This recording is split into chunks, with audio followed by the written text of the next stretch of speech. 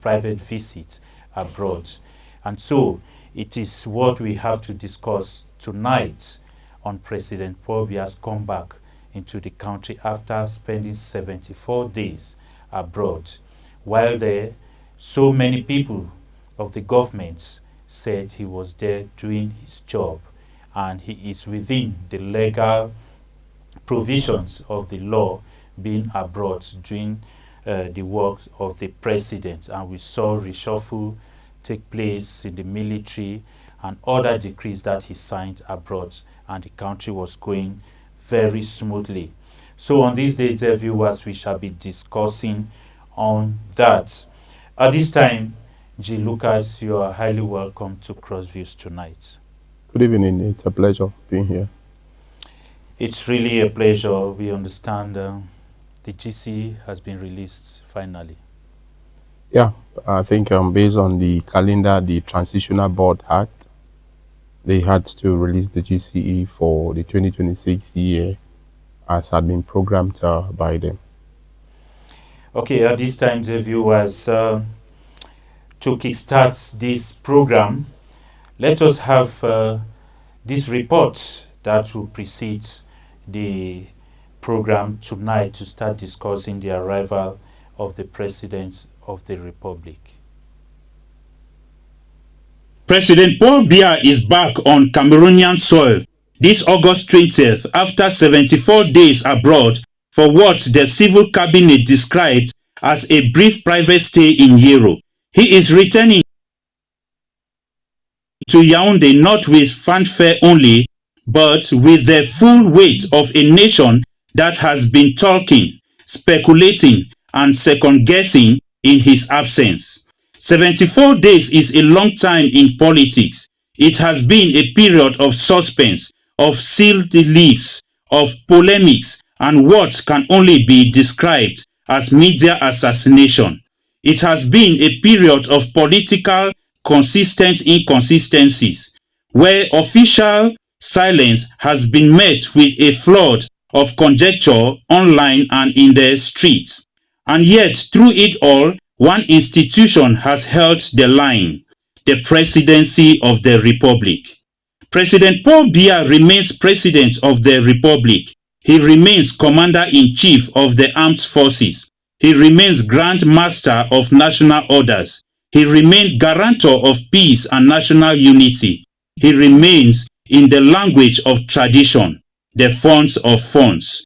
The titles have not changed, even as the questions around them have multiplied. This is not the first time the country has watched the clock while the president was away. Cameroonians will remember June 2004, when after another prolonged absence, President Biya returned and addressed rumors of his death with a line that has since become political folklore. I quote, "People are interested in my funeral. I will see them in 20 years. That was the June 2004 prophecy. 21 years later, he is still here. What is different this time is the silence.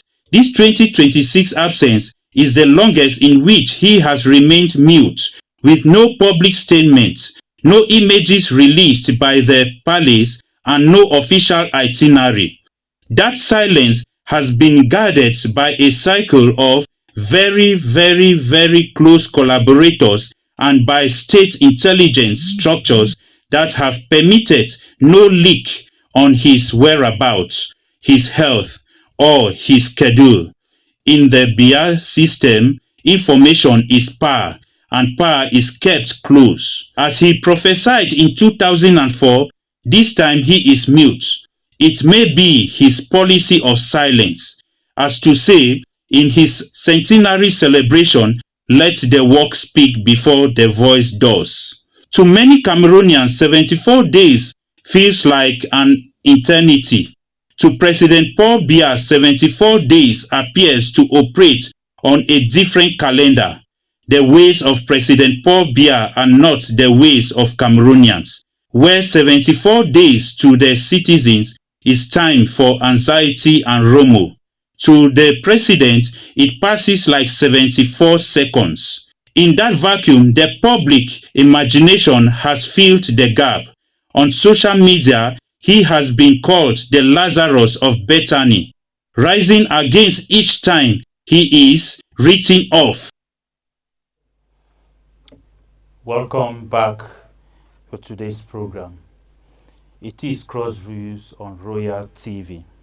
At this time, dear viewers, we have a lot to discuss. Nji Lucas, the President of the Republic, is finally back. I think it is a happy day. Well, somehow I would tell you that I was among those who said I wasn't going to eat. I went on a hunger strike for the whereabouts of the president and to ensure that the president is indeed brought back to us, because we observed that we had no information as concerning the exact whereabouts of the president. As much as we did receive the president, but I want to believe that in the course of the program we are going to look at who we did receive and how we were supposed to receive him, and what are the differences in respect to the previous times he went out, and why the way we see things, because it's important for Cameroonians to note that Cameroon still, like I said it on the same platform, is a presidential system. Being a presidential system, there are a lot of things that hangs on the decision of the president. And if you do not know exactly where your president is, then you might not know exactly where you're heading to. Many out there ask questions. Some sought to know if the president was perhaps somewhere kept for particular Cameroonians. I can remember in one of my talks, I asked a question that is President Biya and the Unity Palace meant for the unity of some Cameroonians or Cameroonians in the entirety?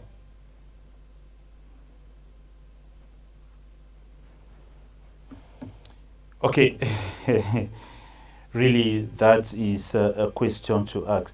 But there are some who have the view that maybe with what they watched, on TV, it's like some people are not very convinced that President Paul Biya is back.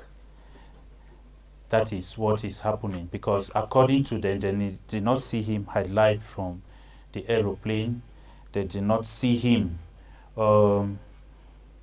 Maybe as usual, they'll show him highlight from the aeroplane, greeting state officials and maybe entering the limousine, the state limousine, and to the Unity Palace. They only saw a hand, maybe when he was about to enter the Unity Palace, a hand just waving. So they doubt whether he's the one. Yes. I want to start from the aircraft. The aircraft that the president boarded. I think I asked questions that if you look at the aircraft, you would see no Cameroon emblem on that aircraft. I didn't see the Cameroon flag on it. Was it a chartered flight? If it's a chartered flight, where is that which Cameroon people bought for the president? These are questions I ask with regards to this. I started with that. The second thing is, when the president, when the aircraft that carried the president touched the tarmac of the Nsimaleng International Airport, there were a lot of expectations which are equally high. I thought we were going to see a president who is going to sit and have a moment, perhaps to even grant an interview at the airport, to speak to the people. I don't know, like I asked a question. Now, we cannot sustain what we call his own system without us seeing the thing the way it has to be. So I think there is something that Cameroonians need to know, and I think it is important for Cameroonians to understand exactly what is on the table and what is going on. So we need to know that something is happening, and Cameroonians need to understand exactly what is happening. Now, when you look at that situation when he touched the tarmac, the different images we observe, Firstly, Cameroonians did not permit any other press. Have you watched on BBC the return of the president from the airport? Now, I am not saying that it must come from BBC, but I'm saying so because even Royal TV was not indeed granted the pass to report on the arrival of the president from the airport. Yeah.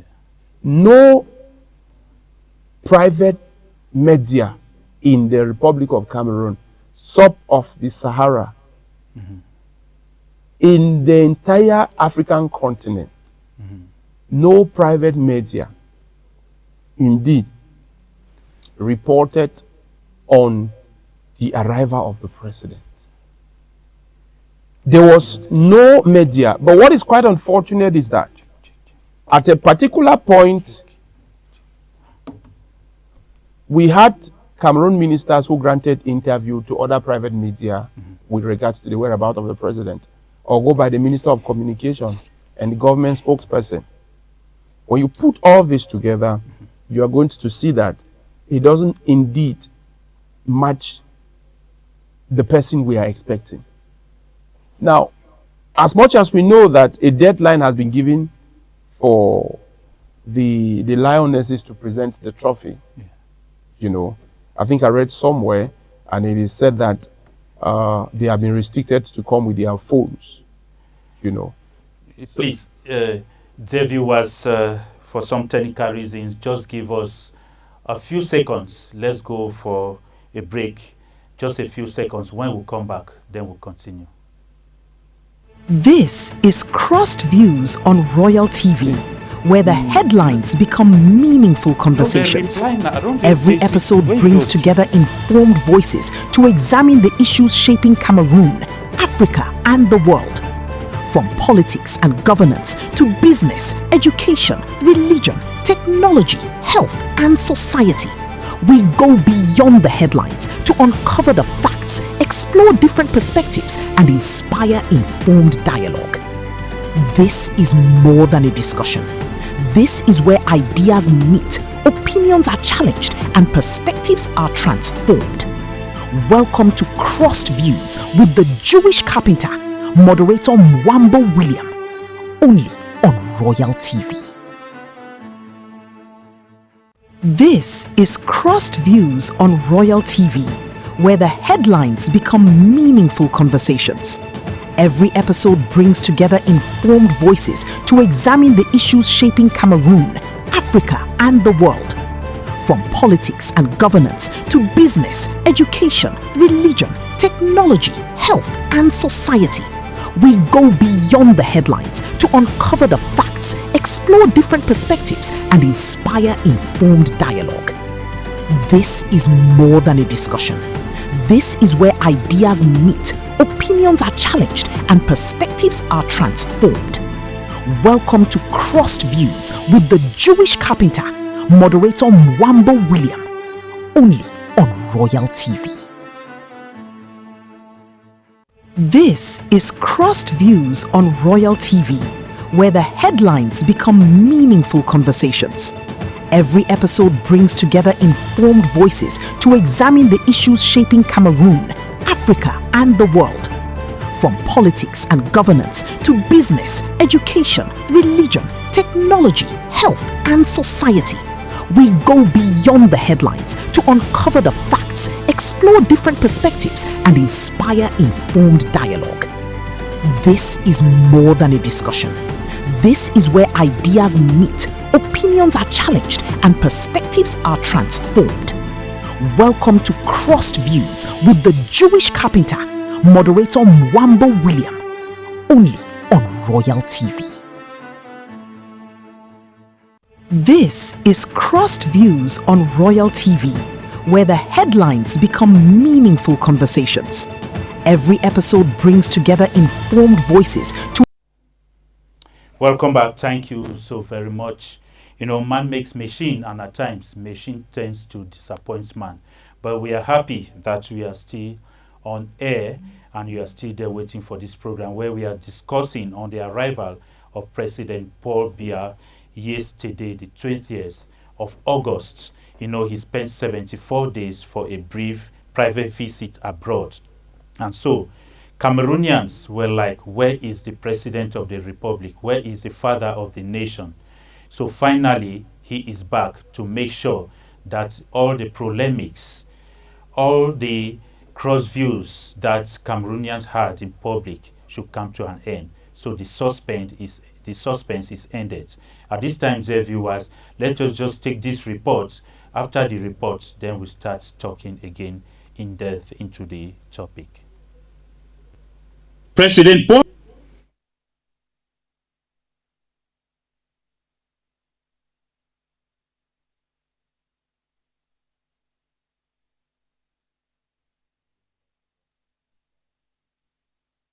This is Crossed Views on Royal TV, where the headlines become meaningful conversations. Every episode brings together informed voices to examine the issues shaping Cameroon, Africa, and the world. From politics and governance to business, education, religion, technology, health, and society, we go beyond the headlines to uncover the facts, explore different perspectives, and inspire informed dialogue. This is more than a discussion. This is where ideas meet, opinions are challenged, and perspectives are transformed. Welcome to Crossed Views with the Jewish carpenter, moderator Mwambo William, only on Royal TV. This is Crossed Views on Royal TV, where the headlines become meaningful conversations. Every episode brings together informed voices to examine the issues shaping Cameroon, Africa, and the world. From politics and governance to business, education, religion, technology, health, and society, we go beyond the headlines to uncover the facts, explore different perspectives, and inspire informed dialogue. This is more than a discussion. This is where ideas meet, opinions are challenged, and perspectives are transformed. Welcome to Crossed Views with the Jewish carpenter, moderator Mwambo William, only on Royal TV. This is Crossed Views on Royal TV, where the headlines become meaningful conversations. Every episode brings together informed voices to examine the issues shaping Cameroon, Africa, and the world. From politics and governance to business, education, religion, technology, health, and society, we go beyond the headlines to uncover the facts, explore different perspectives, and inspire informed dialogue. This is more than a discussion. This is where ideas meet, opinions are challenged, and perspectives are transformed. Welcome to Crossed Views with the Jewish carpenter, moderator Mwambo William, only on Royal TV. This is Crossed Views on Royal TV, where the headlines become meaningful conversations. Every episode brings together informed voices to examine the issues shaping Cameroon, Africa, and the world. From politics and governance to business, education, religion, technology, health, and society, we go beyond the headlines to uncover the facts, explore different perspectives, and inspire informed dialogue. This is more than a discussion. This is where ideas meet, opinions are challenged, and perspectives. Welcome back. Be it what, the machines must respond to man, because it is man who made the machine. And so at this time, dear viewers, we shall continue with the program where we are discussing on the arrival of President Paul Biya, who has spent some time abroad, precisely 74. He has spent 74 days abroad, which Cameroonians felt that the father of the nation was so absent, and so they were so worried. You know, when the father of the home is not available, then the children, the wife, everybody has to be very, very worried. But finally, he is back. J. Lucas, you were already on board, but at this time, dear viewers, let me welcome Chetata on the platform. You are highly welcome.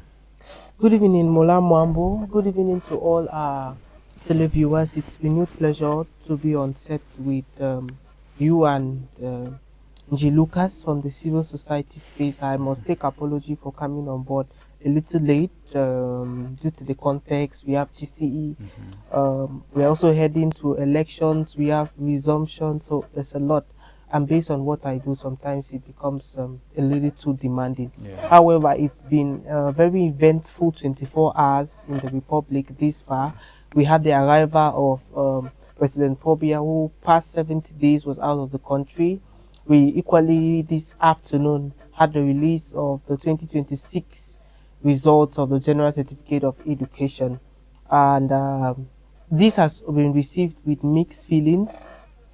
Talking about the GCE, for example, the results comparing this year with last year, we discover that there was probably a drop this year. For example, when we look at ordinary level, we have percentage pass for 2025, we had 78, but this year we dropped to 74%.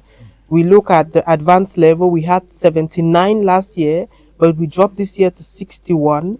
There was an improvement in the intermediate, that's TVEE intermediate, and also in the TVEE advanced level. That's to say, probably technical education did better this year than grammar education, and definitely education stakeholders would want to explain to us what the reason for this drop is or are. Of course, maybe they will have ease when you have or maybe they will have when you still have ease. Okay, thank you so very much for those updates, dear viewers. We have to come back to our topic that was introducing Chetata on the platform. Okay, I come back to you, Nji Lucas. You were already online talking about the arrival and all the polemics and maybe your feelings about his arrival. And it showed that you celebrated after your is it sit down strike or your hunger strike, and you had to prepare sumptuous meal for people to eat with you because the president of the republic is back. During that period, I was on strike, and I think I took it upon myself to go on a hunger strike, because, like I earlier said, the whereabouts of the president was communicated with a lot of discrepancy from his different ministers in place and the rest. What is most important, I think, at this point is for Cameroonians to now see if the person they elected in 2025 is indeed the person who is going to take them with this 7-year mandate, given that shortly after the president was installed, for the very first time when he came up prior to the National Youth Day, we listened to the president talk to Cameroonians, and during his traditional end of year speech in 2025, he equally talked to Cameroonians and promised other things that Cameroonians were going to have. And unfortunately, we are yet to see some of these things, and we keep receiving very conflicting information as concerning who the president is. And like I earlier said, the president touched the tarmac of the Simaleng International Airport with an aircraft that had no Cameroon emblem on it. And I want to say that if we talk about people who are patriotic, I want to believe that that was not a good one. Look at the images upon his arrival. Look at when he arrived. Take a look at the aircraft. I don't know if he chartered a certain Boeing or the presidential aircraft meant for the president of the Republic of Cameroon wasn't there. And when he arrived, we got patches of images. They will show you here.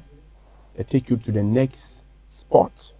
So Cameroonians did not indeed even see the president as it ought to be. We only saw a wave from you know, from the wrist right down to the tip of, I think, the right hand of the president. The Cameroonians were prevented from seeing him along that stretch where those people gathered. Because there is something I want the viewers to understand. At the level of the Simaleng airport, for those who do not know, none of those who mobilized themselves to welcome the president did see him. This is what it is. They selected those who were going to see him, selected those who were going to report on his arrival. They told them what image they'll give to me and you. We didn't see even the Radio France International where the Minister of Communication told the world that President Paul Biya will be back in the country. They did not report on it. They were not present. Nobody in Cameroon, Royal TV was not accredited. No national TV was accredited. No TV. The CRTV was there. No, CRTV is a state broadcaster. Even if you had applied, they wouldn't give you, they would have told you exactly where you are, we're going to end. So the question is, what exactly is happening that the president cannot be exposed to his own? We elected him in 2025. Should it be an issue for Cameroonians to beg to see the president? I know someone out there is asking questions. What exactly is he doing? Let me tell you something. If you understand Cameroon very well, Cameroon, Tata, is a semi-presidential system. It operates a semi-presidential system, wherein the words of the president, if you were to look at the number of presidential decrees, ministerial arrêtés, and all not, as often referred to in French, you know, ministerial circulars and the rest, they dominate all. And even certain laws in this country, they have never went effective. They are not effective because the president has not caused those laws to go effective. A clinical or an example in hand is Article 66 of the 1996 Constitution. You know, if you read the last two lines, it will tell you that the president is going to lay out, you know, how people have to declare their asset. So the question is, what is happening in Cameroon? Why are a few people arrogating the president to themselves as their grandfather, their father, their president? And why can't every other person? So I want to believe that though we received information with regards to the president, personally, I would like to see the president address the people. I thought that the president was going to, when the moment he touched down Simaleng, I thought he was going to grant an interview, you know, to talk to the people that have been out for 74 days, you know, to talk to the people.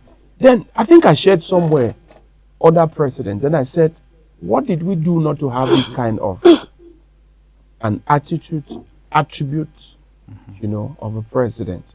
Now, what is equally important is the situation of the president not being around can be likened to what Bob Marley said.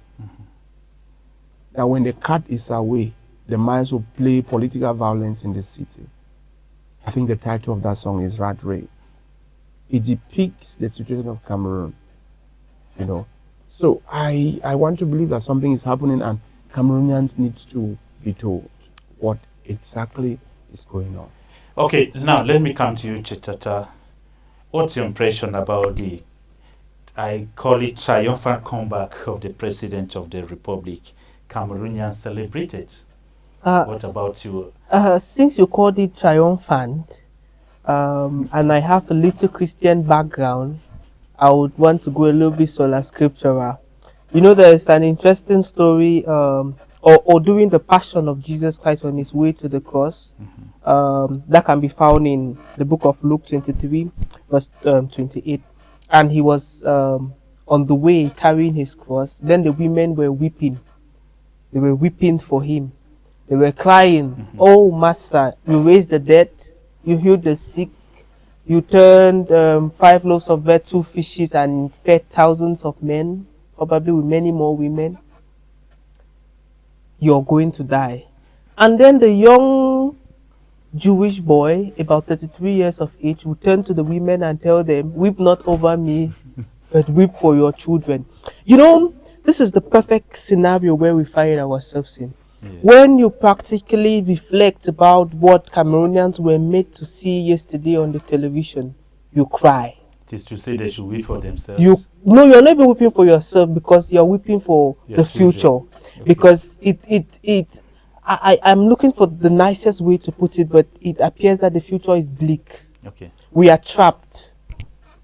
You see, how do you explain that over 100 personnel of the state broadcaster would be deployed to ensure that Cameroonians see the President of the Republic that has been more than 2 months out of the country coming back?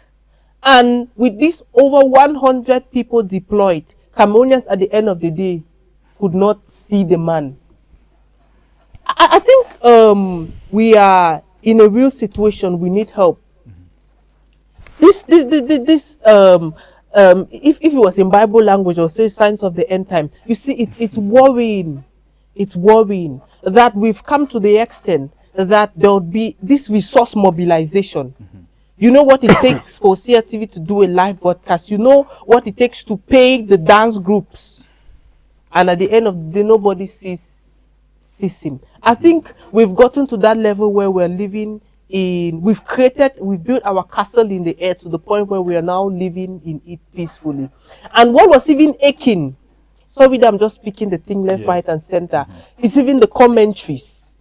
You see, after Cameroonians are glued to their television, the plane jets down, and now they start to show dance groups. We don't know how the president leaves the plane down into the vehicle. Then the vehicle is approaching, and the commentator tells you, inside that vehicle, to the left is this person, to the right is the other person. But you're supposed to be watching a live program that you should already know what is what. But you need a reporter to come and begin to tell you. So it was more like a radio commentary. Then later on, we go, and then someone says, so many people have been texting me and asking to see the president. This is the president.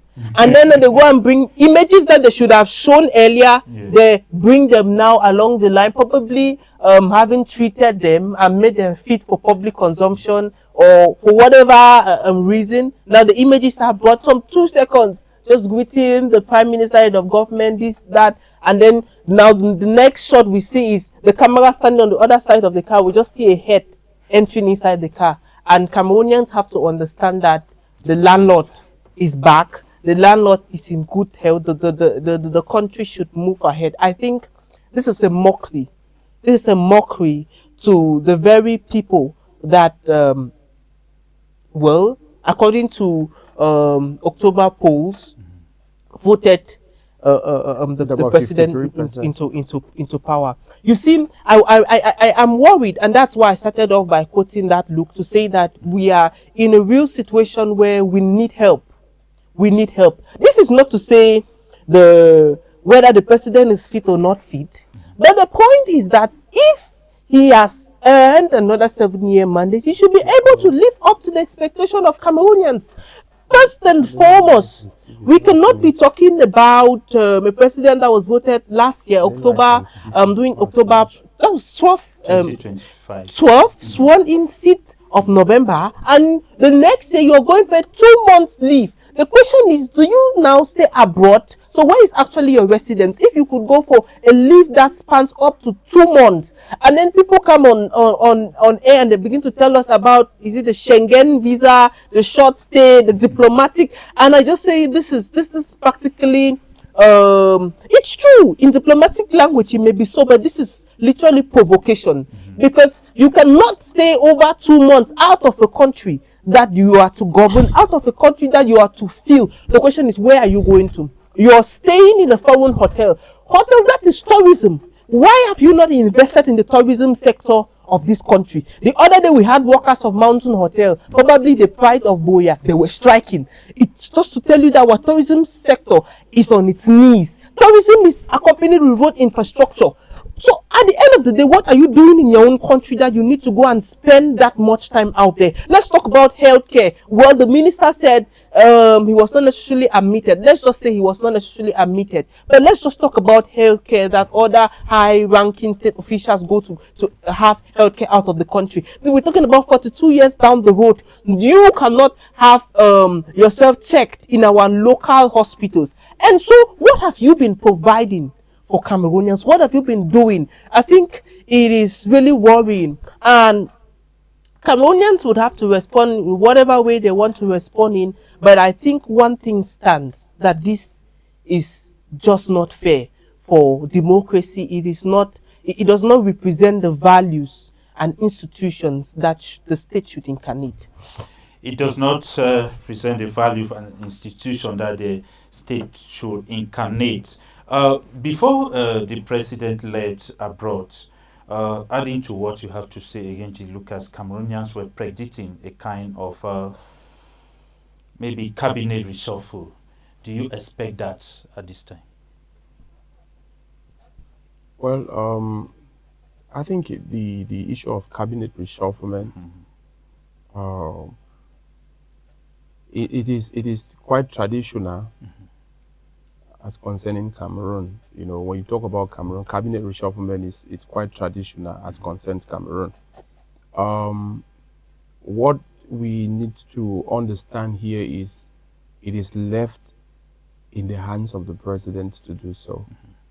And if he was to do that, or if the president were to truly indeed reshuffle the present government he has, generals were appointed while he was in his leave, as was said by the Minister of Labour and Social Security, Rigua Owona, that the president was on leave, you know, that he has the right to have up to 80 days, you know.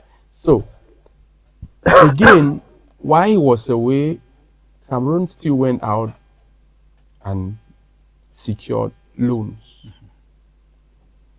And what was read to Cameroonians is the president has approved. You know, so I don't think that because he has returned, and I want to put it the way I understand it, because he has returned, you know, we should expect a cabinet reshufflement. No, we are somehow.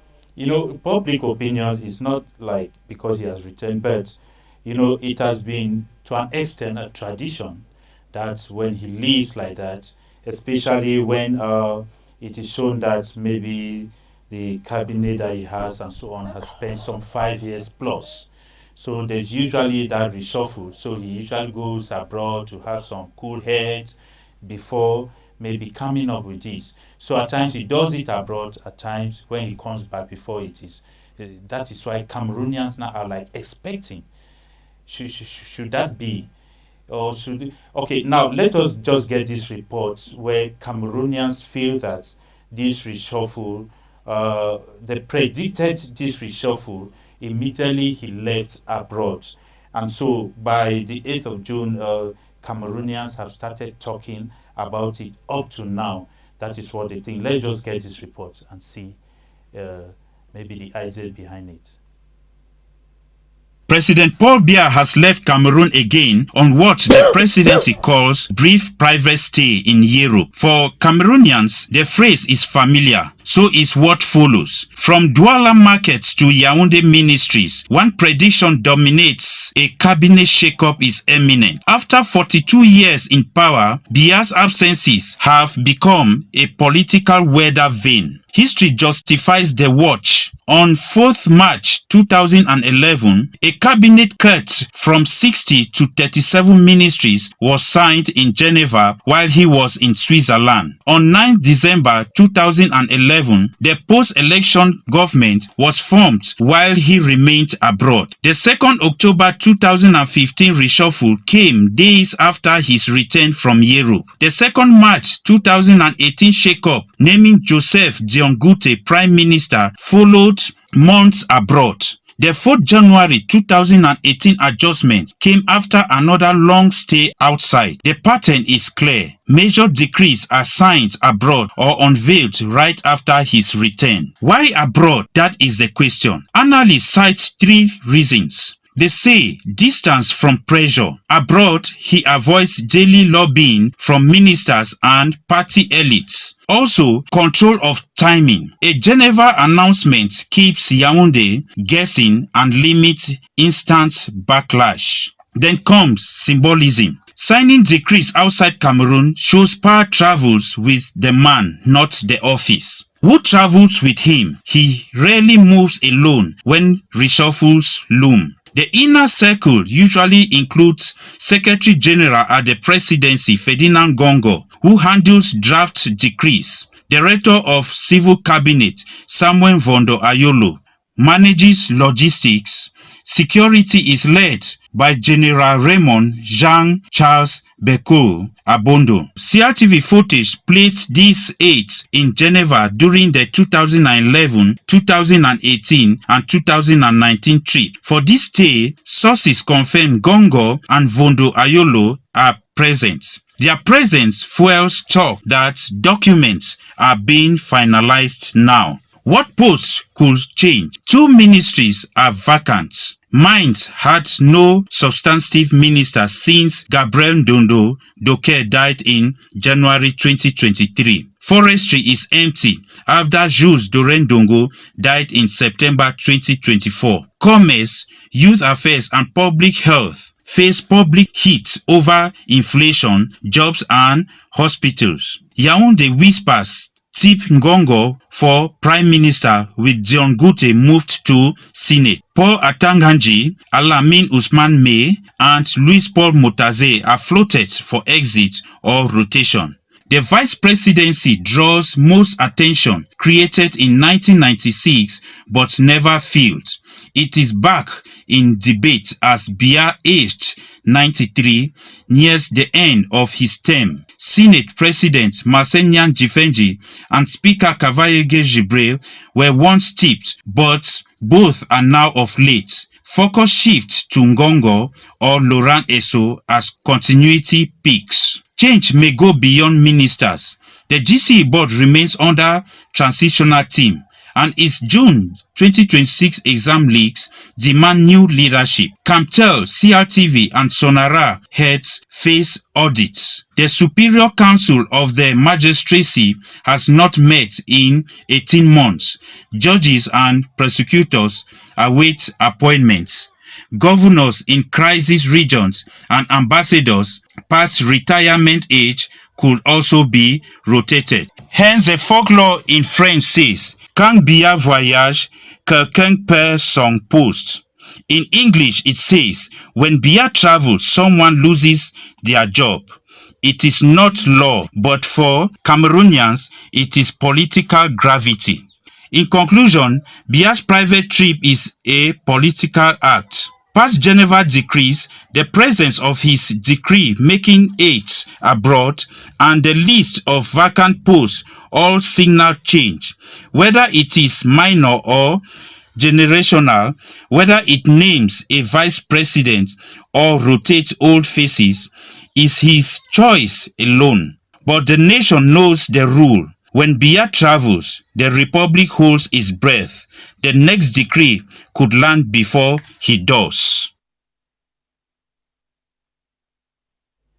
Okay, now we are talking about expectation of a reshuffle. Let me also ask you, do you expect any reshuffle at this time? For the longest time possible, reshufflements have meant to Cameroonians their own share of the national cake. This is to mean reshufflement in Cameroon to many Cameroonians mean when is the minister coming from my own village? You don't stay away from our own division, or not get minister. So the hope say they will give him minister. That's what basically reshufflement means, because literally year in, well, not year in, year out, the last reshufflement was done probably over 6 years ago or more. Little or nothing has changed. Practically, we've had a lot go worse than it was. Take it road infrastructure. We don't even know if there's a road minister. We could talk about economy and some other areas. They've all gone down the drain.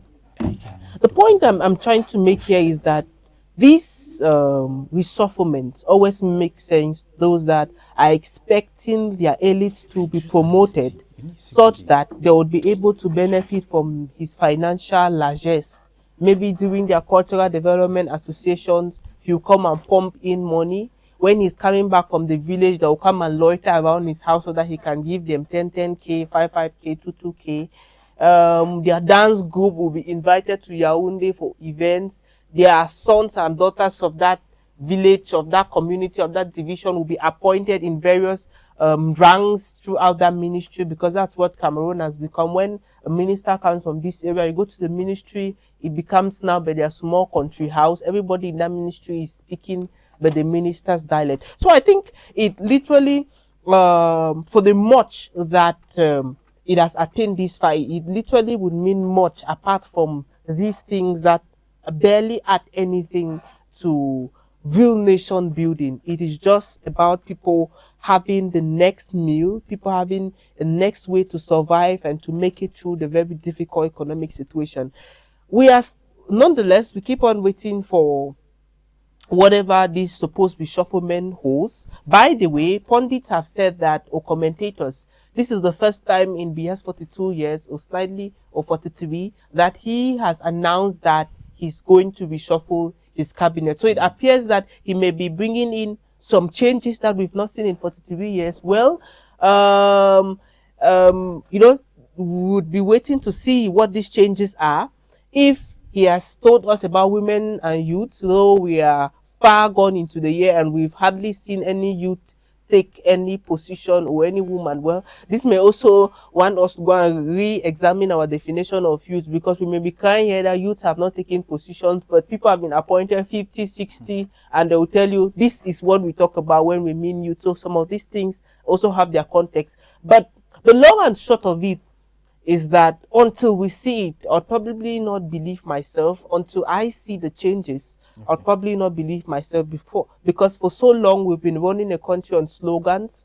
We've been running a country on a lot of speeches, a lot of warnings. In fact, the chief captain is even hardly heard. You only hear him on the 31st of December, or during the 10th of February, preceding Youth Day, when he's coming to do one or two, and he doesn't address all that pressing issues. Neither does he travel to these various areas to see what Cameroonians are facing, to even examine the work that these supposed ministers are doing. I think it's a complete sham, and for the longest time possible, Cameroonians do not even think that when a minister was even found in a controversy, he's been removed.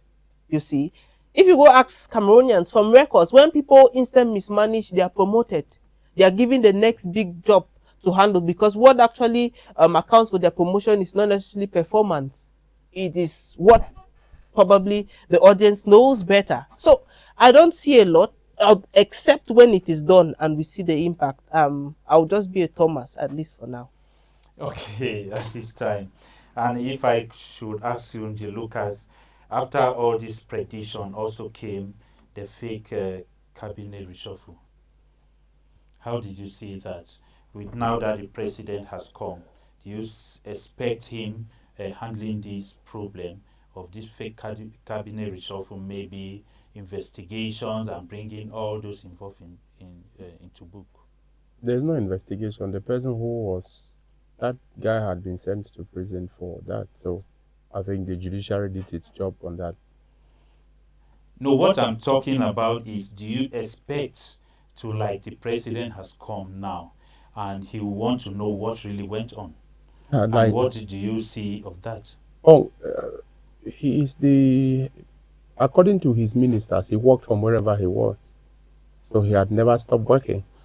This will imply that every information that Cameroonian needed to have or for him to know, he got them. So I think it is reported that the guy who purported to have had that appointment from the presidency was already charged and sent to prison. So do you see him want to get a file of what really went on, because he's the president of the republic and there is that intro into his responsibility? It go really take now which one leave which one or Mola Mambu. We're talking about a country. In fact, we are, there was an edition of the Guardian Post, I think, over a week or two ago. It was naming some of the files that he had to treat. We had, it was almost endless. Yeah. We're looking at governors. They are on most of them, if not all. They are retired, yet they are in active service. We go to director generals of various state corporations. So many of them, probably based on the laws and regulations governing that sphere, they need to be out. We're looking at board chairs. Some of them have died. You see, we're looking the board members of several state corporations. They need.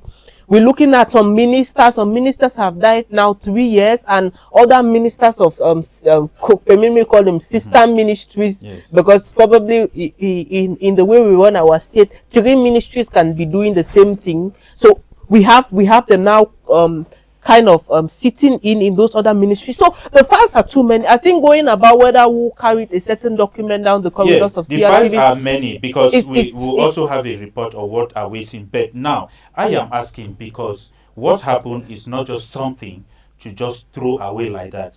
And you know, if we talk of the person involved in it has been judged and put in jail, because with me, I understand he was kept there awaiting judgment. And since then, we haven't had any much information about that. It just ended like that. And so the president coming back should be informed so much about this, who must have done this, because it may be a kind of coup d'etat. Mola Mambo, even if the Yes. president is involved, like you said, it's already facing judiciary, the judiciary. So the judiciary are the ones now to allow the law take its course. Like, of course, they will name the several crimes that probably is committed through that act. But even beyond that, we days or weeks after that action, we started hearing issues about some close aides of the president having their hands in the issues. But these issues at And the end, that's what I'm saying. As the president of the republic, he has to be giving a but well, he doesn't need to be back before he gets this update, by the way, because while he's in Geneva, a minister has said he even knows every Cameroonian, whether by name or by face. So he would definitely have updates on this, and probably investigations are on. I am talking about deep investigations to probably track, if at all he doesn't already have the details about who probably is behind the board, pulling the strings, because it could also be that the guy just carried out the act on his own, or it could also be a scheme that there are other lots of the wing behind, hidden behind the shadows, that you need careful investigation to bring them out. Of course, we had social media discussion, even though I don't like to trust a lot of social media, but this discussion is, they say there's no smoke without fire. So let's just consider that it's either he's aware of who did what, or he has his secret service on the go investigating who probably wants his seat and how to bring such an individual to book. And probably with the upcoming cabinet reshufflement, there'll probably be a time where he would be able to use his pen to seek justice for himself, especially when he concerns now dealing with some of these people that may be in high-ranking offices that are probably put along the plot, the conspiracy to have him, or with a fake decree. Probably when he sits down to do his appointments of cabinet members, even DJs and the rest, he would probably be able to read the signs on the wall, to see that these people, these individuals, as we heard that they were probably part of this scheme, maybe their ousting is related to that and this and that. I think it's just a matter of time, and we'll be able to get through that, even though time is not at our mercy. We are at the 8th month of the year. Probably we have 4 months to go, if my math is right. That means it is in these 4 months, except that the days ahead will also extend to 2027, that would be expecting a new cabinet, will be expecting justice, probably. And also, remember, after the presidential elections, you also have to be doing favors to some constituencies, to some individuals, groups of people that probably stood by him, while punishing those that either did not really stand by him or are out for his seat. Out for his seat. Now, we were talking about him getting files of what has been happening. But now, going back to his arrival, now that there's all these rumors, we don't know why they were hiding certain things. Maybe his condition isn't the best for Cameroonians to see. So, do you see him very effective in his maybe administration at this time? Because with what we understand, it will be a pile of files. He will surely start calling maybe the meeting for magistracy. He will start calling meeting for ministers for other matters and so on. So do you really see with what prediction says that he was hidden for us not to really know? Do you see him But for really for the longest time possible, you see, Cameroonians have not really understood Paul Biya, you see, and that is one thing that has made him sail through, because now we are left in a speculation. We may be saying here that, oh, he's not fit, he's not blah blah blah, and you see him popping and jumping down, maybe receiving someone in a week or two. We've seen such instances. Go most scam, he doesn't respond, he sits quietly, then you just wake up one morning and you see him smiling, oh, Monsieur le Ambassador, welcome. and you see all of that. So I wouldn't want to put the cart yet before the horse, but I think time will tell. Time will tell what we are in for. Mind you, we having him receive the Lions, if I'm not mistaken, on Saturday. That's tomorrow.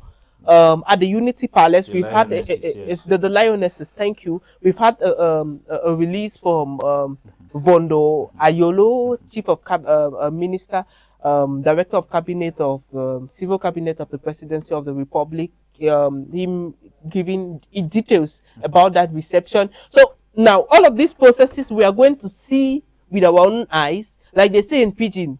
We use one eye chop Christmas, and I think it's maybe too early to make this conclusion based on the kind of personality he's built over the years. It has always been some sort of a gorilla one. It's hit and run. You never know what he's up to. He shows you what he wants you to see, and at the end of the day, this is even where, permit me deviate a little bit to say that this is even where the opposition sometimes are caught handy, because once they think he is off guard, that's the moment he springs back up, rejuvenated like a phoenix. Okay, and Lucas, you talked of this fake reshuffle. Maybe things the guy has been jailed already or whatsoever. It is not something to so much talk about. And we are talking of files. People were predicting that he will have so much on his table. But what do you think kept him for 74 days abroad? What do you predict of that? Because we're not told about his itinerary, we're not told about the health that so many people are talking of, which we don't know whether he went for health reasons, and we're not made to understand anything. We're just told that the president is doing well. So what do you predict he was doing abroad for 74 days? Well, I couldn't predict whatever he was doing. Rather, I think I reserve the right to demand the exact activity the president had while he was on this short, brief stay that transformed to a leave, as was said by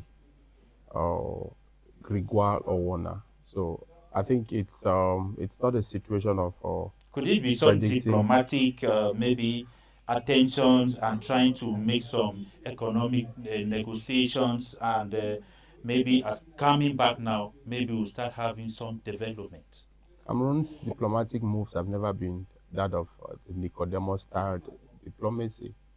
Cameroon does not Because the do. ministers made us to understand that he's trying to do some negotiations about concerning Cameroon. Well, that was a particular minister who alluded that that is exactly what the president was doing. Samuel Vondo Ayolo did not tell us that, the director of the civil cabinet. The minister for labor and social security did not tell us that.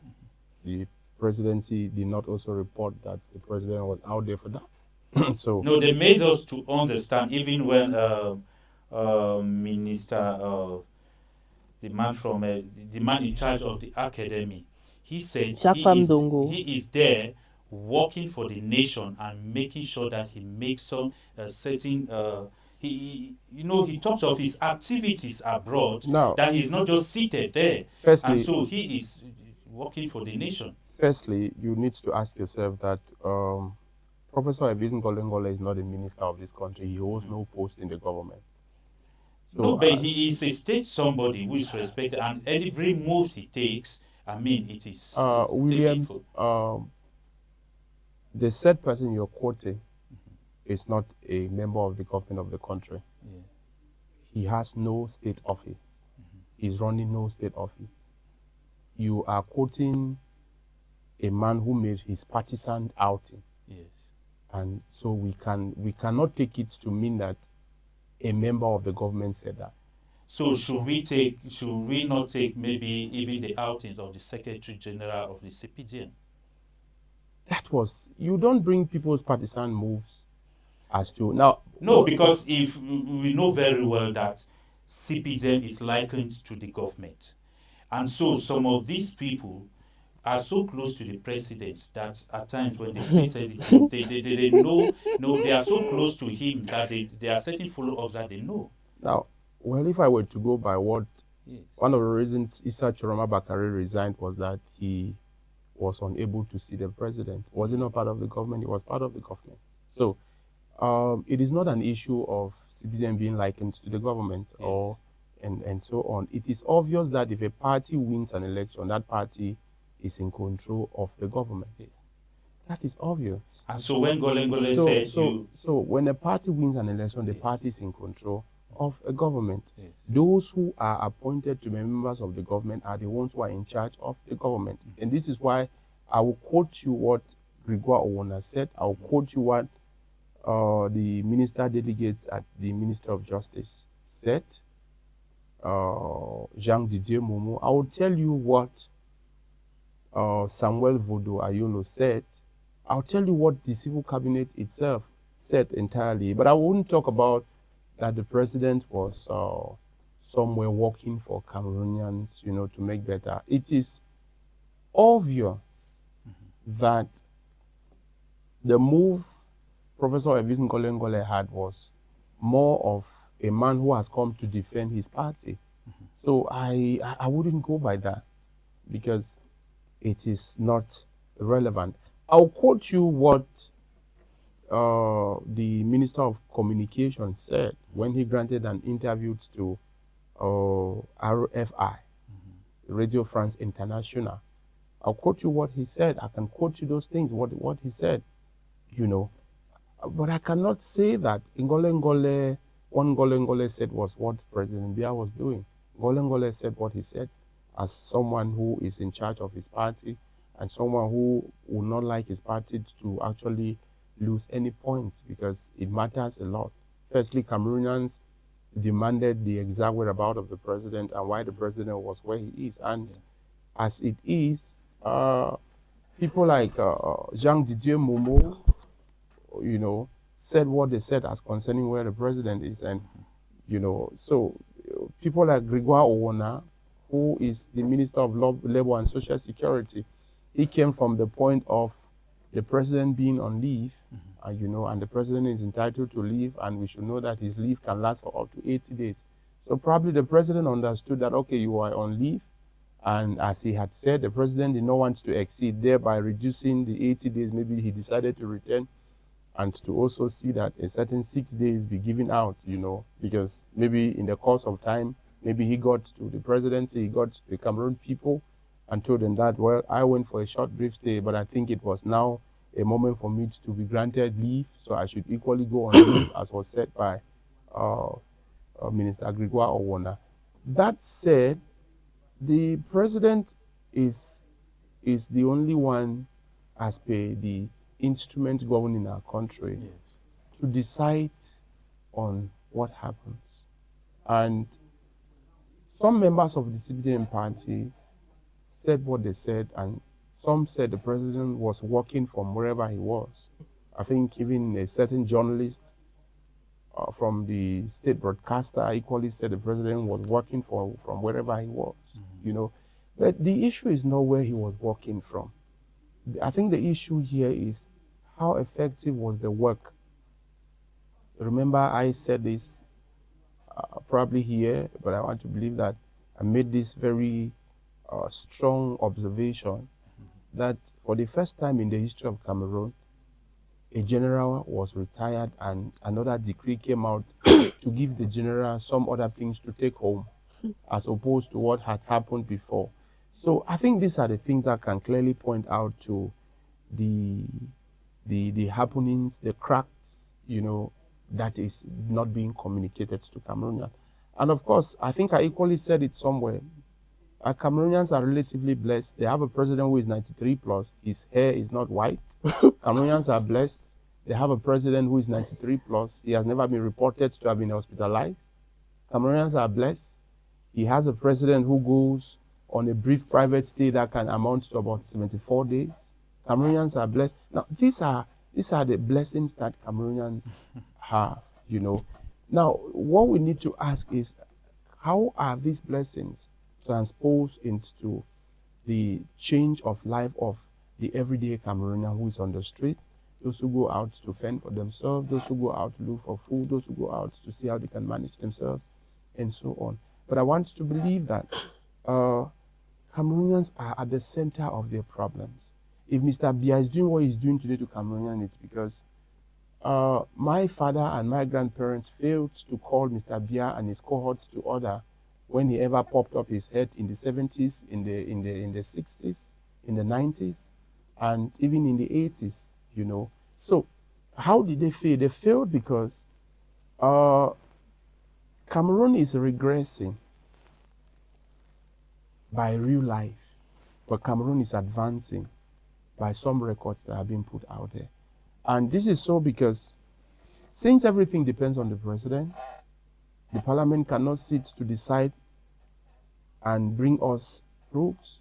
He has been out there. The higher judicial council, of course, that has to sit because he is the chairperson to appoint those who have left ENAM for about 3 or more years now. Nothing is happening. Before we come to that, because so, we'll so have many things are on a standstill. Okay, let me just ask this before I come to you, Tata. You just talked about no interview when he came, and so we did not even see him. But now, what, maybe in 2004, if I'm not mistaken, June 2004. When the president returned, he spoke. Even when he returned during the period where he declared war against those who were killing, he spoke. You know, those who were killing or those who killed the Cameroon military. I think that should be in Tali, in Manu Division. Pardon.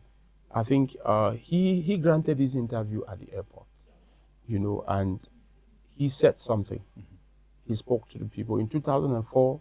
I think that was when the famous statement of Les Apprentis Sorciers, which basically mean that you are still, you know, apprentice as concerning witchcraft and voodooism, you know. So we saw how he granted an interview. Now, my preoccupation is the president returns to the country, no private media in the country could be given an interview. The president returned to the country, the CRT said over 210 staffs were mobilized. Like Tata said, 210 staffs mobilized. They had outstation allowances. We had images of back and forth. No one was able to clearly see if Mr. Biya is in good shape. No one was able to see the situation. And I see the ballroom of the presidency of the United States. I see Adeleke, who was received just a few days ago, I think yesterday, by the president of Nigeria, Tinubu. I see different presidents whom the president is not different from. You know, they grant interview to people. You cannot go to the presidency to seek interview with the president and it's granted to you. Neither is he giving it to BBC, neither is he giving it to CNN. So, and within this period that the president was out of the country, on the social media was flooded by some past activities of the president while he was in Bamenda, when he was in his early 50s and late 50s, you know, and his, you know, 60s on different actions. And then I said, well, in my village, when someone is spoken of, when someone's memory while the person is still alive is being brought to you every now and then, it means the person has indeed met the ancestors and they are discussing on whether they should accept him, you know, or they should refuse him. That is the way it is in my own area where I'm coming from, you know. For example, if you start telling me today that you are seeing the things I'm seeing, like the case of my father who died, if I tell you that I had a dream of him, then you should know that there is a communication between the people in the past. So those are some of the things. So Cameroonians are still being obscured. Cameroonians are still being obscured. And this is where I want to charge Mr. Biya, the president of the Republic of Cameroon. You did not elect yourself, and I think it is only normal at this point that there have to be, you know, a press conference. The president should call for a press conference. He either grants an interview or calls for a press conference to speak to Cameroonians. Talk to the people. Tell us why you were, what kept you for 74 days, how it was, what vision you have for the country. It is not for us to sit and expect that a certain government is going to come, you know, start talking to the people. Like you see some of his ministers, they will tell us the president has sent me A, the president has sent me B. But we cannot indeed, of course you should know, just like someone rebuked the issue of, don't tell me about high instructions, because I know some of these instructions are not coming from high places. Okay. So these are some of the things that Cameroonians, you know, ask questions about. Okay, let me also ask you, you know, the last time in 2004 when he came, I can say one of the longest visits also abroad. This is the most longest. Now he talked of those who has wished his death, they will see him in 20 years. And that 20 years elapsed last year, if I'm not mistaken. And so this year now, it has taken just too long. This is the 21st year after his prophecy. So it has taken just too long. But this time, as he said, no interview. He said nothing of that. And maybe people would have expected that maybe they should see him in some years to come to celebrate his century and so on. Maybe what do you think is wrong this time? Is the president happy with the whole situation or is not happy? Well, Mullah Mambo, you talked Because about you hardly see him come without granting that interview. I doubt. We talked about 2004. I think the 20 years are probably figurative, just like it doesn't mean 20 years like 20. Maybe, most likely, But because he clocked the 20 years. that's what I'm saying. That's Yes. why we've gone past 20 years. It could just be figurative. And Now, during that 2004, what also happened now, there was that, what I call social media assassination. it has always been. Yes. It did not start today. So, Now, the point I'm trying to make here is that let's not miss it. Let's not try to raise a mountain from a molehill. yes.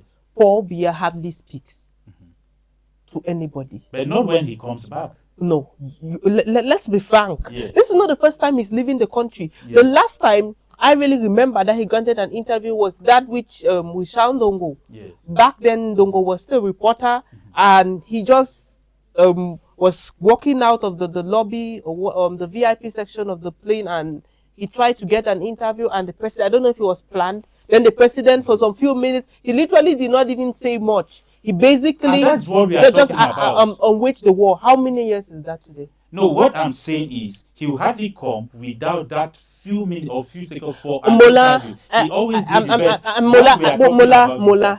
Mola. How many years was that? About 7 years or more. That's about 7 years or more. Yes. And he has not done it this past 7 years. No, wait, get my point. No, every time that he comes back, yes, not so. There is that brief talk, that brief interview. No, there is now, no. I said no. No, that's why I'm saying your premise is wrong. No, wait. Get my question, please. Get my question. I'm comparing this visit with the other long visits that there's that social media assassination, 2004, and this one. They are similar. Why this time there is that muteness? Again, I say you're building a mountain from an anthill. This is not the first time, at least not even in the last 5 years, that Biya has been out of the country, as there's been so much of noise about it. It hasn't been like this too. It has not been as long as this 74 days, but even probably it was less, but even the energy sometimes that his state generated in the past 5 years has even been more disturbing than this one, because you know these things. There were times where people even came out with things and they said, oh, it was all finished, it was this, it was that, and then he would just pop up, land down and walk, and he would not say anything. We've had instances where he's even in the Unity Palace.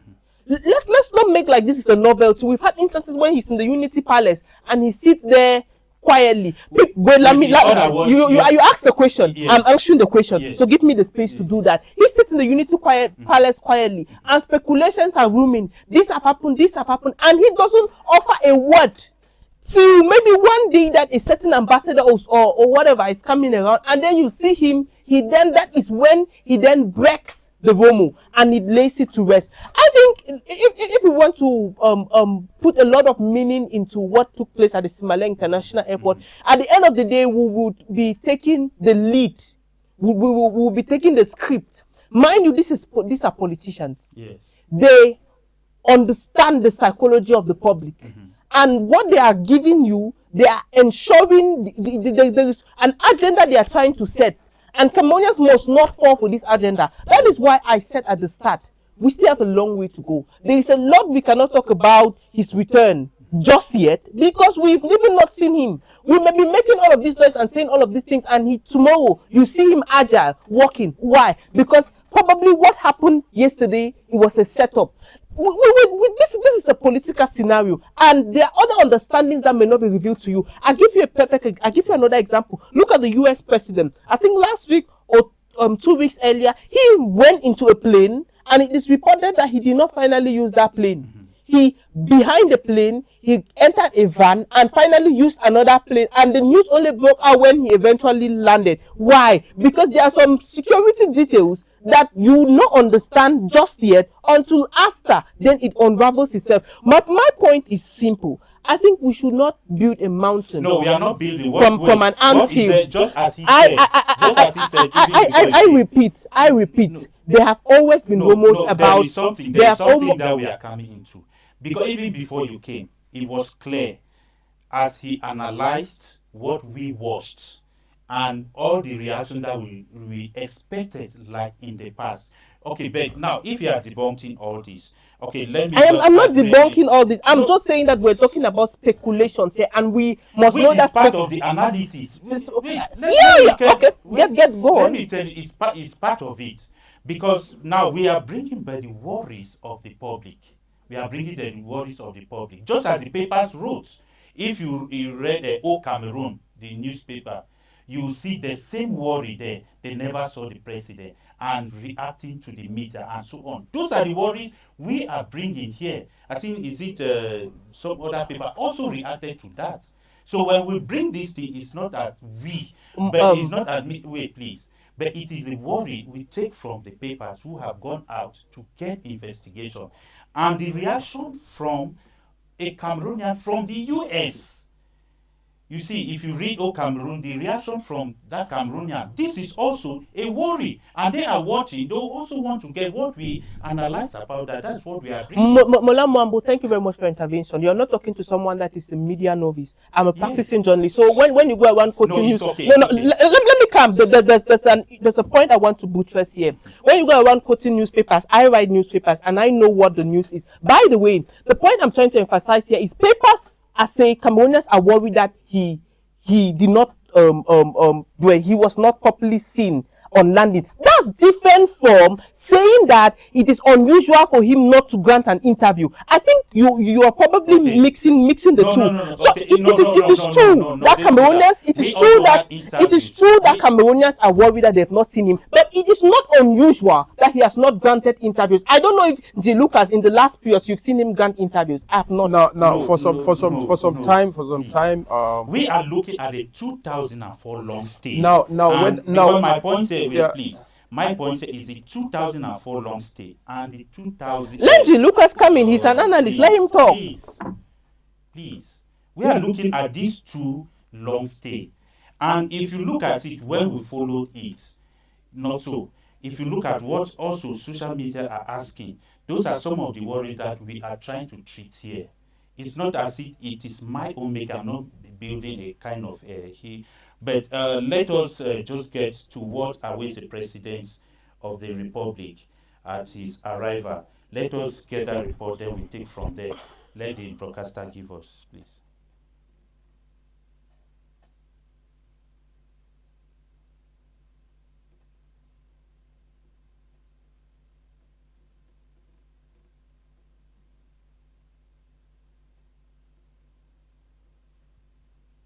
This is Crossed Views on Royal TV, where the headlines become meaningful conversations. Every episode brings together informed voices to examine the issues shaping Cameroon, Africa, and the world. From politics and governance to business, education, religion, technology, health, and society. We go beyond the headlines to uncover the facts, explore different perspectives, and inspire informed dialogue. This is more than a discussion. This is where ideas meet, opinions are challenged, and perspectives are transformed. And you will tell me what to Welcome to Crossed Views with the Jewish carpenter, moderator Mwambo William, only on Royal TV. This is Crossed Views on Royal TV, where the headlines become meaningful conversations. Every episode brings together informed voices to examine the issues shaping Cameroon, Africa, and the world. From politics and governance to business, education, religion, technology, health, and society. We go beyond the headlines to uncover the facts, explore different perspectives, and inspire informed dialogue. This is more than a discussion. This is where ideas meet, opinions are challenged, and perspectives are transformed. Welcome to Crossed Views with the Jewish carpenter, moderator Mwambo William, only on Royal TV. This is Crossed Views on Royal TV, where the headlines become meaningful conversations. As the head of state returns from abroad, the tarmac at Yaoundé is not the only thing waiting for him. A country waits. It waits with problems that have festered, with regions that have bled, and with one question: what happens now?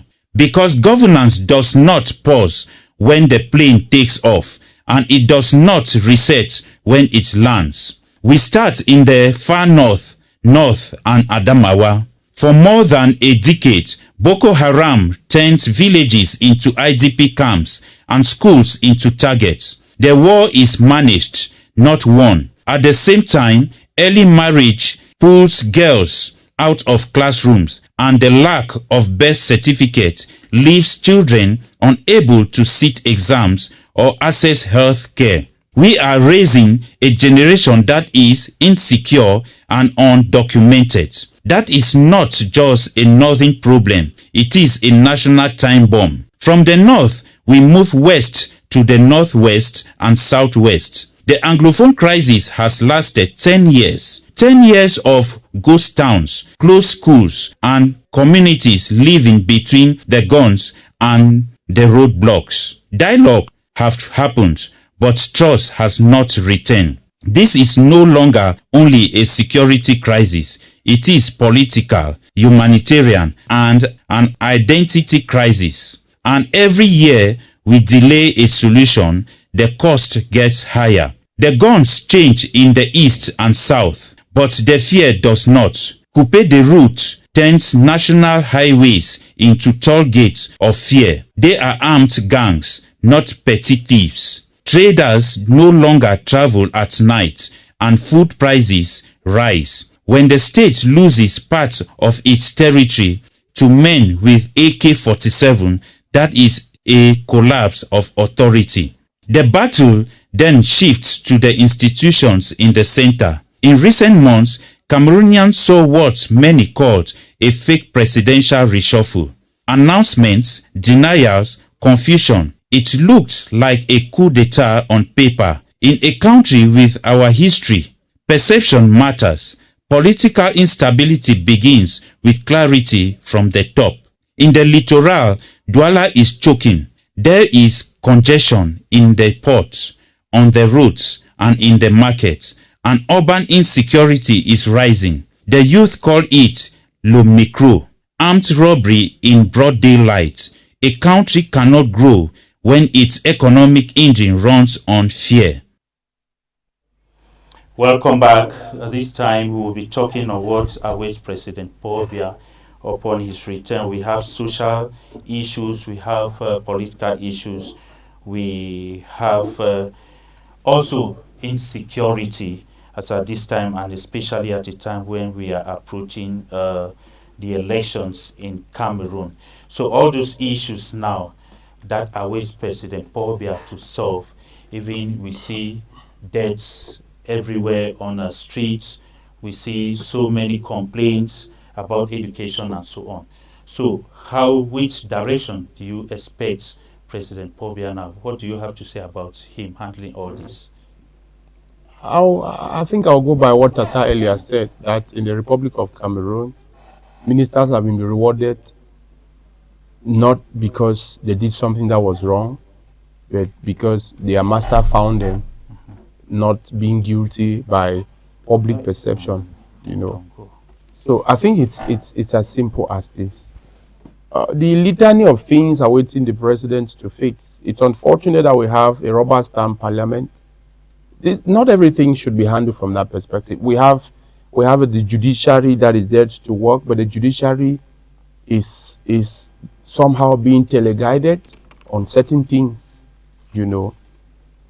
If you look at the scenario on the ground, under normal circumstances, I want to quote Kenneth Efudu. He had made certain allegations as concerning some high-ranking personnel in the country. Now, nothing has been said as concerning that. But do you know that in a functional democracy where you want to do things the right way, you cannot make such a statement even in some of the countries where some of our ministers go and stay. And no matter where you will be, there will be an investigation that will be opened against you. That is, they can open an investigation against you, that particular person whom is being or who is being accused, you know. And to also understand the veracity, because some of these things he said, they are touching the core of the republic. Now, what am I saying here? I cannot expect the president to do any other thing. Like he said, we should not expect, it is not a novelty. He is not going to tell us that, okay, the Minister of Secondary Education, we heard a lot about you while I was away. Or maybe you, the governor of the Central Region, many people died within this period. What did you do? Or you, the governor of the Southwest Region, you know, a couple of military lost their lives in the hands of the non-state armed groups. Or so you need to tell me now what happened, you know. Or he's not going to go to the Douala Autonomous seaports to tell the director there or to call the director. He's not going to talk to Atif, I think it's Adolpha Mudiki of the National Hydrocarbon Company. You know, he's not going to call him that what happened. He's not going to ask him question that why is it your wife that is at this point, or why are you the one that is at this point, or no, at the level of the company and or whatnot. None of this thing is going to take place. As such, I cannot indeed say I am expecting anything. But there's one thing Tata said, that the national cake could pop up because some families may now start receiving their own share of the cake, which will imply that, don't be surprised to hear that someone was appointed somewhere. But what will be the consequences of that appointment to the general public? It's going to just simply be a family that is going to have its own share of the cake. It is not going to be a situation that is going to touch the core of what Cameroonians are going through. For example, we have had ministers who have been appointed. I want to go by prior to the appointment of Minister Paul Atanganji. Remember, the talks were an Anglophone. We have fewer Anglophone ministers. But we have multiple Anglophone ministers. While we are increasing in number in the government, we are having more troubles in the area. We have had people who have been promoted. I want to take the case of Walang Richard, who perhaps during that period was not the parliamentary head of project, I think, for the Northwest region, pardon. But now that he is there, on the contrary, the room to Bamenda Road is bad. So these are the things I want you to understand, that though we have people who have advanced in terms of their paper office and their allowances, it is today and their families. It is not touching the people. Take, for example, a certain fundum in the Northwest region is said to have received an epaulette. It is from the third class to second class fundum. But that same fundum, it is alleged that the same fundum, you know, certain houses were raised, the people are living in the bush, they cannot live in the house. So no matter how it happens, it is that fund who is going to be the beneficiary. It is not the entire community, because nothing is going to change when that happens, but that individual. So I cannot be expecting anything that is going to touch the core. And I'll say this, I'll always say this. Cameroonians are in this deep shit. Though some people will tell me that I should say some Cameroonians. But I'll tell you that, you know, for example, the governor of the Northwest region, if he has to go to Womb without taking an helicopter, what road is he going to drive on? The governor of the Southwest region, if he has to go to Kumba without taking an helicopter to Ndian, what road is he going to drive on? He would definitely drive on the same bad roads. So, therefore, what I am talking about is that people should leave expectations of appointment, but to look at what is being done to make better the lives of the people. So, personally, I know that the president is going to remain traditional. And I think that in his traditional ways, he is going to do one or two as he has been doing. But he's not going to change. Like I said, when I enumerated what he did not do when he arrived to the presidency, or when he arrived in Simaleng International Airport. Remember, I started with the issue of the aircraft. Cameroonians should go and watch. Did you notice that on that aircraft, there was no green, red, yellow, and a golden star on that red stripe of the flag? I didn't see it. Maybe someone needs to show me. I watched your excerpt on your platform. I've watched it here on your report. I didn't see that. So I think that there is more. To be honest, sometimes I get emotional as concerning the issues of Cameroon, because it's a country that some of us refuse to become certain risk takers, be it on the Sahara, be it on the high seas in Libya or Morocco, you know, or the Panama bush or forest, or, you know, I'm telling you, Tata, you know. So some of us refuse to take this risk because we think that the country is our country and we need to fix it. And we are not giving up anytime soon. Like I said, not even Mr. Biya is going to cause me to hate Cameroon. Not even Mr. Biya. No president of Cameroon is going to cause me to hate Cameroon. I will forever love the country and I will forever stay on track to contribute my own quota, because I know that I was sent here by faith, and through that faith I have a responsibility to make better the life of Cameroon.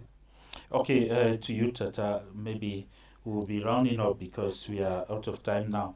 So there are things that he needs to handle that have been awaiting him, as we heard from the report, from security to social issues, and you see what is ongoing now in the Northwest and Southwest region and the threats that are already on social media, the Anglophone crisis, and so on. Now, if we look at from the social, political, insecurity, and so on, what do you think he has to do at this time to keep this country stable again from all the polemics, from all the views that people have been having that have been destabilizing some situations? You know, one major thing, even if this is the only thing he does for Cameroon and does nothing else, at the end of the day, after we name all of these things, what's most important? I always say, the woman watching us who sells in Moya market, maybe someone selling shoes, cabbage, you name it. The bus driver applying my 17 Douala, my 17 Kumba. Is that at the end of the day, they should have a life worth the salt. They should feel like the country has them at heart. He would have to address basically the social issues we are facing. Limbe today, I think two of those that died in the Limbe landslide were being buried, or at least funeral rites were held in their honor. Yeah. So it is a problem. In Bamenda, there was floods also. Now, these cities, it brings to mind an issue of urban planning. The government has to come in. Those that are stranded, see how to resettle them. So basically, ensure that Cameroonians have a good life. I was so this evening I was coming into Boya from the Kumba axis. Yeah. That's through Liongo. I think Liongo. Is it Liongo or the village after Liongo where death has been dumped? You Musaka. See, thank you, Musaka. You see, they've dumped it just right through half of the road, and cars ply that road on both sides. That's to tell you that one of and in the vehicle, someone commented saying that they would probably, or they may end up being an accident one of these days and will be so deadly, recounting the last accident that took place there. These are the issues. These are the challenges that Cambodians are facing. Then we just came up somewhere around Munya, if I'm not mistaken, or where we saw dead piled on the road. This is the nature of our, this is the nature of our cities, be it Bamenda, be it Limbe, we have, be it Yaoundé, the nation's capital, we have a real problem. These are the issues that Cameroonians want to see it solved. Is Ezakam up to the job? What can be done such that this our debt disposal company steps up its game and meet the needs of Cameroonians? We're talking about AES, what's that? Enyo transformed to, what's that, Socadel. Cameroonians still are facing almost the same issues. Well, is the future promising? Someone in Mekongi, that's a quarter in Great Sopa, was complaining that after 4 months, their Kamwata taps had not flown. When it finally came, it had a substance that looked like the blood of Jesus. This is the suffering of the masses. And just to say that the population deserves more. These social amenities, we need better roads. Have you seen the stretch just, I think around the, before Lisaka or what, just below Munya, that stretch is almost cut off where the police station is, and just some few meters, we have a police checkpoint where they are collecting money from Cameroonians. But we have very poor roads. They went and started cementing the patching the road leading to Douala, and some of that is all wearing out.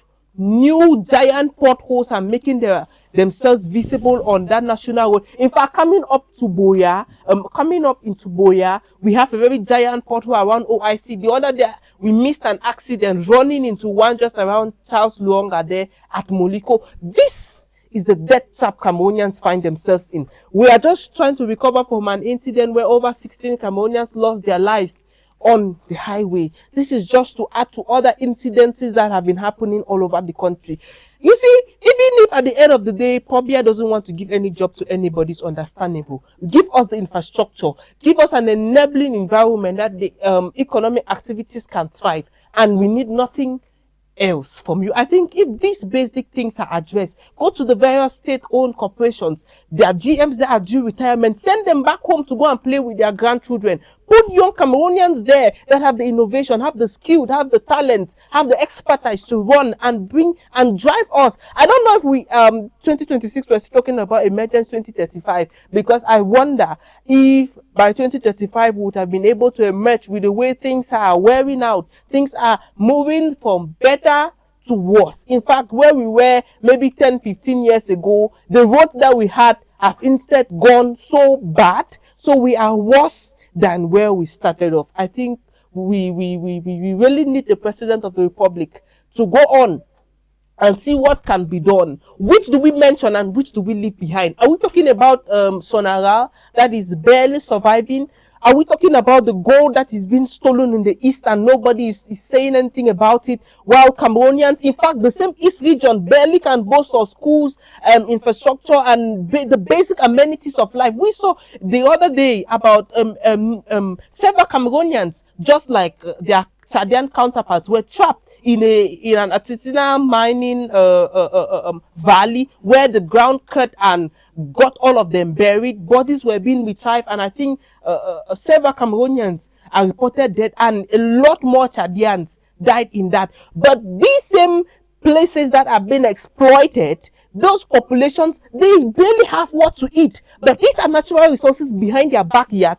At the end of the day, what they are left with, they are these pits, these mining pits. They barely have schools, they barely have social amenities. This gold is not even recorded. The income does not even, it's not even recorded in national statistics. So at the end of the day, it ends up in the black market. Cambodians do not feel the impact. Those communities do not feel the impact. God, help us. Really, God should help us, and God will help us, because Cameroon is a nation that has been refined by God. J. Lucas, maybe your last words on this. Well, it's as simple as it is. Everything still is in the hands of Cameroonians. Let me tell you, right? CPDM sat and had an evaluation in Yaoundé, and today, the former Prime Minister, Yang Philemon, is in the Northwest region, and he's organizing with his team to prepare and see that something should be done better than what they had, because they are aware that they did lots. Okay. And we had Naloba Lyonga in Fako, who equally was there to talk to members of her party, just like every other party. Now, where am I heading to? That should be, I think that is your question. I want you to note that the 2025 presidential election, whether you like it or not, whether President Biya likes it or not, it will be his last presidential election. 2025 was his last presidential election to contest. But he's somebody who still has The Cameroon to... No, he's going to be there. He can live for 120, but it will be his last presidential election to contest. How can that be? What if his party says he should stand? And maybe Cameroonians want him? Well, I am speaking to you from the land where we see things. And people have been saying that before 2025. No, I don't go by that. Remember, I told people in 2025, even before he's announced his candidature or candidate, I told them that President Biya will contest that election. I told them. I said no other person from the CPDM party is going to be there. It will be him. And I'm now telling you that 2025 was his last presidential election. He will live for 120 and more, but he will not contest any other election. What am I saying? The elections of 2025 was a referendum on the people's mindset and what the incumbent party is.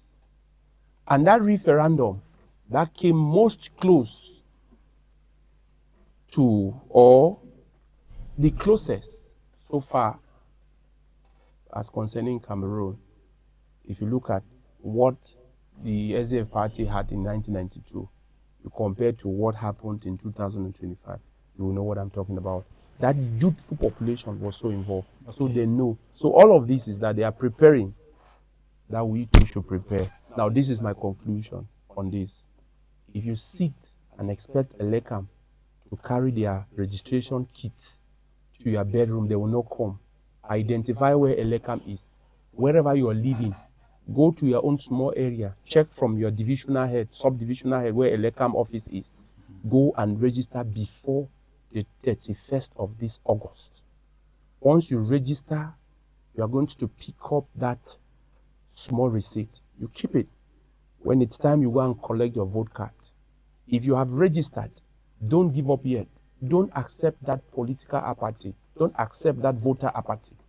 Because that apathy helped some people in 2018, changed the narrative in 2025. So please, don't forget. And I hope it's not a campaign for a particular party. Please, your last words.